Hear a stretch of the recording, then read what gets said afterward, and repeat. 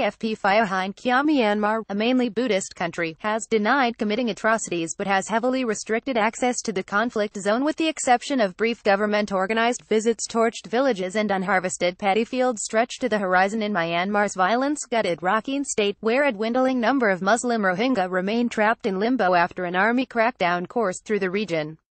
A rare military-organized trip for foreign media by helicopter to Maungd district, the epicenter of a crisis that exploded in late August, showed a landscape devoid of people, with the emerald paddy fields scarred by the blackened patches of destroyed Rohingya villages. AFP KYAW, the fleeing Rohingya. More than 600,000 Rohingya Muslims have fled the area over the past 2.5 months, running from a scorched earth military campaign against militants that the UN has described as a textbook example of ethnic cleansing. Myanmar, a mainly Buddhist country, has denied committing atrocities but has heavily restricted access to the conflict zone with the exception of brief government-organized visits. Under the full eye of an army brigadier and border police, journalists on Sunday were able to speak to some of the several hundred Rohingya camped at the beach near KYAW village, hoping to flee across treacherous waters to neighboring Bangladesh. AFP Phyo Hein, KYAW. The worst violence appears to have subsided. Those left behind say they are trapped, unable to afford the $50 boat fee, but without the means to eke out a living in the region. While the worst violence appears to have subsided, those left behind say they are trapped, unable to afford the $50 boat fee, but without the means to eke out a living in the region. We used to work in farming and fishing, but now the owners don't want labor, said 25-year-old Asoma, explaining that most Rohingya businesses and landowners have joined the exodus. The young mother of 3, carrying a month-old baby in her arms, said her family was not certain if life in Bangladesh's sprawling refugee camps would be better. But we want to stay with the others who are there already, she told AFP.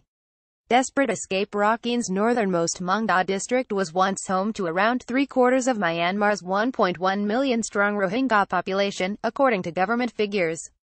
AFP Phyo Hein, KYAW. The remains of a small burned-out village are seen among large unharvested fields in Rakhine. Aid workers estimate that only some 150,000 remain there, with other communities living further south.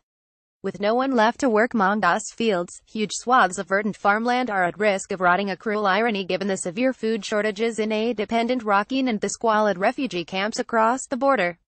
Myanmar says it has trucked in workers from other parts of the state to harvest 70,000 acres of abandoned rice paddies. But some stretches of untouched fields have already started to turn brown in the mountain-studded region. The media trip to Rakhine comes amid mounting global pressure on Myanmar over its handling of the crisis, with U.S. Secretary of State Rex Tillerson set to visit the capital on Wednesday.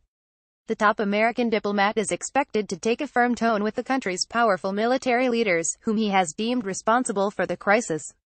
AFP Phyo Hein, KYAW. Several hundred Rohingya are camped at the beach near KYAW village, hoping to flee across treacherous waters to neighboring Bangladesh. Meanwhile, on the shores of Rakhine, some desperate Rohingya are taking matters into their own hands.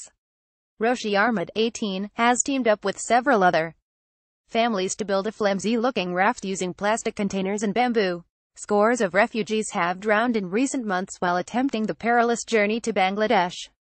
We're not worried if we die on the way over, the teenager told AFP. What else can we do now?